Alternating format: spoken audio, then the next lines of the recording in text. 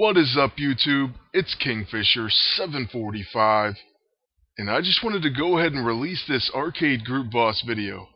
This is something that I worked on quite a while ago, and just never quite got around to posting it. Now this is me taking him from 100% to 0, and I'm sure by now many of you know how to handle this group boss, but I still just wanted to show you my approach. So basically, when he starts out an infiltrator like this, it's a perfect opportunity to use Deadpool and Sabretooth. And by now I think most people know how deadly Deadpool is against a group boss, but you may not know how hard it is to say deadly Deadpool in a row. No, of course I'm just kidding. What I meant was, I'm sure you know what Deadpool can do damage-wise, but you may be unaware of what Sabretooth can do to a group boss. Also, this team can be used against any of the arcades, except you may want to stay away from the Bruiser. The only difference is, what we're trying to do here is beat his no cheating. The fact that we gain a follow-up attack enables us to do it against the Infiltrator. But for another class, you may want to use an item such as the Shepherd's Staff or Quantum Jumper to give Deadpool and Sabretooth an extra turn. This will also help their build-up to happen a lot faster. But for me right here on the Infiltrator, I'm just going to use the Chaos Shot and the Neurotrope, and then the Warbringer and the Cube for some added bonus. I did make one mistake, and that's the fact that I didn't put Relentless ISO on any of my heroes. So if I wanted to make this team even more efficient, I would just add a Relentless ISO to all three of them.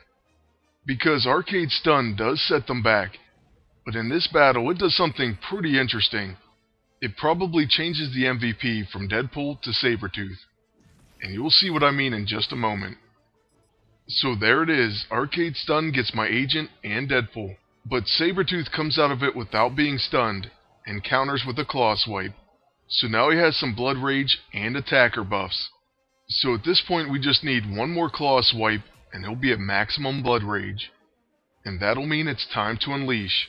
Meanwhile, Arcade does have quite a few dots on him, including those bleed stacks.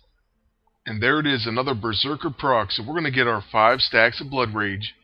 What this means is we can use his level 2, and that hits and exploits attrition, and consumes Blood Rage to deal increased damage. So watch what Sabretooth can do even this early in a battle.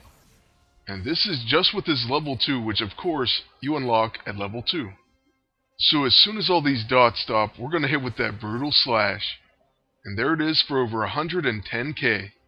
And that's not all, we're going to follow it up with his regular Claw Swipe. So we'll gain 3 stacks of Blood Rage back already. Then we do have 2 stuns, which is pretty unfortunate. And I really wish I did equip those Relentless ISO. If I did, then Deadpool would be able to use his level 6, and then the very next turn would probably finish it with his level 9. That's normally the way this fight is finished. But like I said, this time it's going to be up to Sabretooth. Well, at least for the time being. I'm not going to say Deadpool doesn't finish it after all. And there you have it, after another Berserker proc, we're up to 5 stacks of Blood Rage. So we're maxed out once again. And you can guess what this means. We're going to hit with another level 2, a Brutal Slash. This is very effective, especially on an Infiltrator, because we do get that follow-up, and we gain 3 stacks of Blood Rage right back. Now this time Sabretooth upped the damage, and we're over 140,000. And that's not all, because we actually get to attack with our agent and Deadpool this time.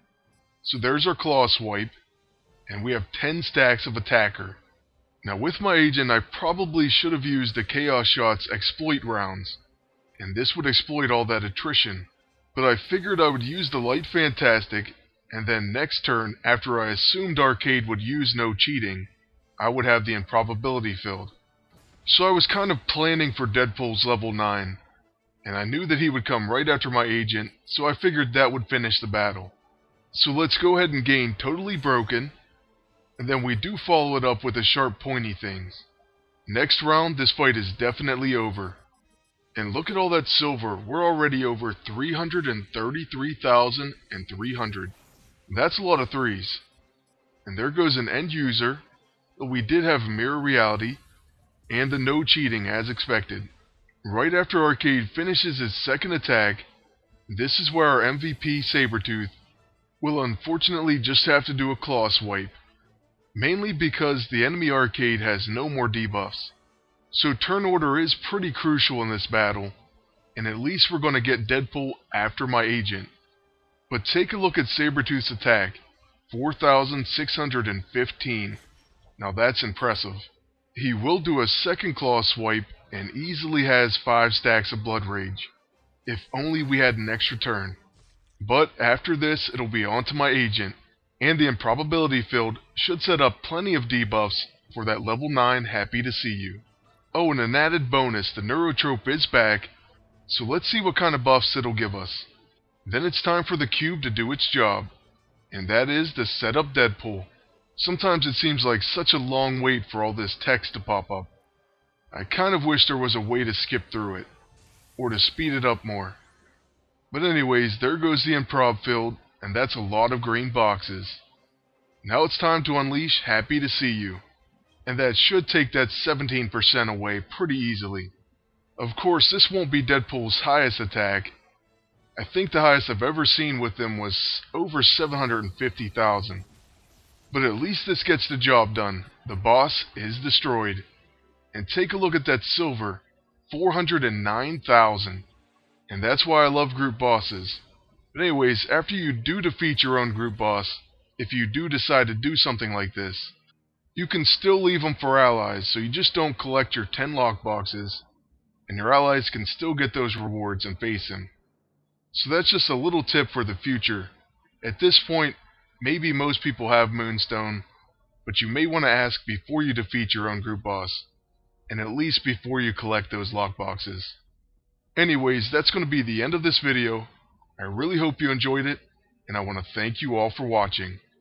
Until next time, good luck, and take care.